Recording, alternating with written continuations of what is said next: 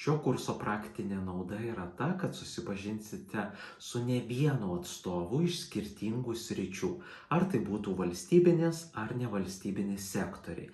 Tai paskaitose dalyvaus ne vienas kviestinis svečias, kurie bus mūsų fakulteto ir konkrečiai politikos mokslų programos absolventai.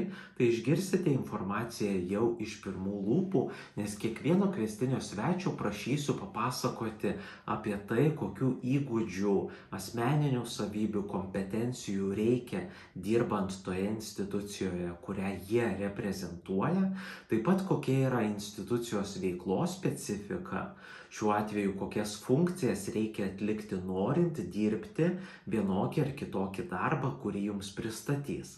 Taip pat kviestiniai svečiai papasakos, kokius žingsnius yra patartina atlikti prieš norint įsidarbinti į šią instituciją, ar kokie yra galimi iššūkiai jau dirbant tokio pobūdžio darbą.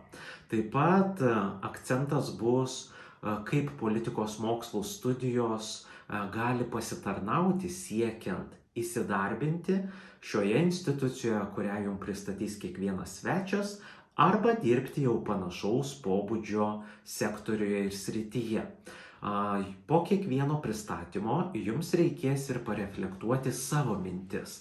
Tai yra įvardinti, kaip jūs regėtumėte save tokioje institucijoje, pateikiant argumentus, ir įsivertinti savo galimybės, jau galint ar norint dirbti tokio pobūdžio darbą, kurį jums pristatys kviestiniai svečiai.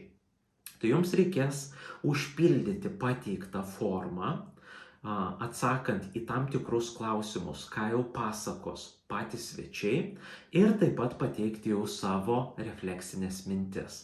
Tai visas detalus užduoties aprašymas yra pateiktas šioje skiltyje, galite susipažinti.